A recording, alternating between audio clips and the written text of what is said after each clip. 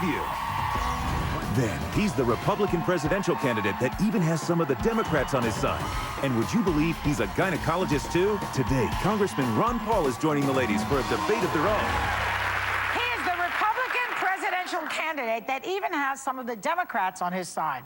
And as we've said before, and this is shocking, he's a gynecologist, too. He's two treats in one. No wonder he's my favorite Republican, because, you know, he could be the president. So please welcome 10-term Texas Congressman / gynecologist, Ron Paul. Thanks, guys. Oh, what's the gynecologist? How do you do, sir? So nice to have you. Good to see everybody. I have to hit you with my first question because we discussed it in the Hot Topics. I've read all of your stuff, and I know that you want limited government, get government out of my life, right? Good idea.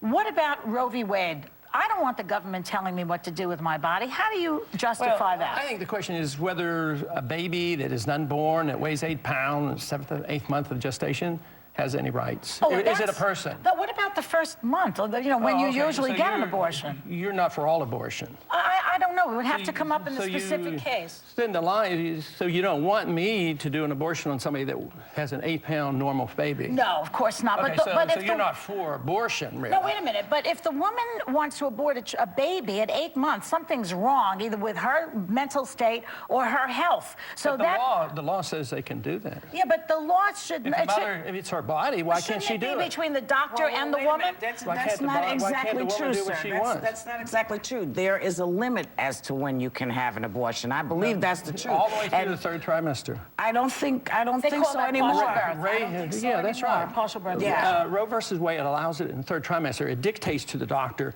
what he can do in the 1st trimester, 2nd trimester, and 3rd trimester. So it is the law of the land. So are you not against, just you like Roe v. Wade, except up to a point? Is that what your position is? I don't like the federal government doing anything. Okay. So I want the states to deal with it. Oh, but if you're against abortion, what's the difference? Who's doing it, the states or the government?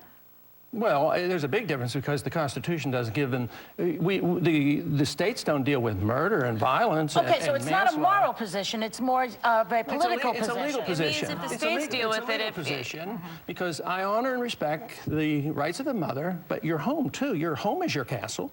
I don't want any government in your home. Right.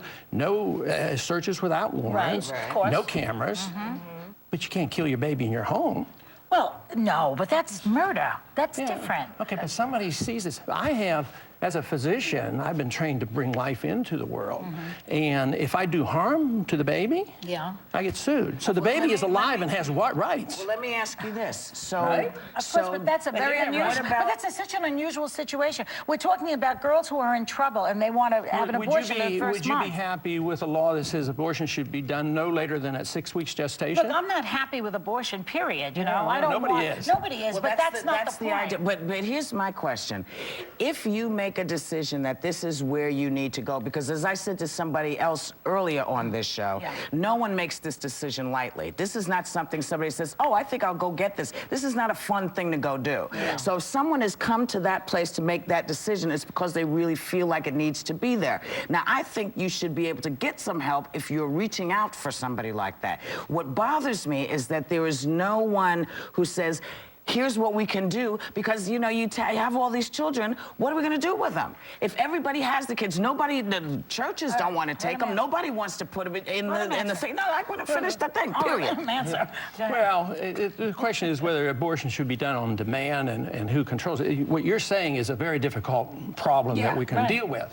And the more difficult a problem that we have, the more you want to be held locally. Before Roe versus Wade, before it was legalized across the board, on demand, states did. I saw it happening. Abortions were done on rare circumstances, and it was done with caution. There was a recognition. There was a recognition that life was valuable, and I don't think anybody's going to win this. You're not even for abortion for anybody every time a minute before birth. You don't want to abort these normal babies. That's murder. at the same time, I don't think we'll ever reach a stage where there will be no abortions. Oh, we need but another... I want to sort this out the way the Constitution mandates, and that is at the local level. What do you want to know, Sharon? At the local level, you get girls from California or some other state where they can't do it. They have to drive from Arkansas to Timbuktu to, I mean, if it's left to the state level. That's I mean, true. there's, you know, That's true. and they've got to be pretty rich, and they've got to be Sharon. wealthy. But we might not have any partial birth abortions, you know, of normal babies. That's only one subject that we can get to with you. The other subject I wanted to ask about was your views on immigration. You said that you had a plan for immigration. You wanted to secure our borders. Yes, I think our problem of immigration comes from the fact that we have a weak economy and immigrants are scapegoats. And if we had a healthy economy and we weren't worrying about our jobs and we weren't worrying about the downturn of our economy, I think immigration wouldn't be nearly as problem as this. But I don't want to reward people who break the law. So I'm not for amnesty. So do you think I want people to come here legally, but if we had a healthy economy, I think the immigrants would be much more welcome. But because we reward it and we put pressure on our states, our hospitals are literally closing in Texas because they can't afford the free health care and the free education. So I want to remove the incentives. Let me ask you this. So now, if you become president, what's your stance on China? How are you going to balance that out? Because there's a big old issue.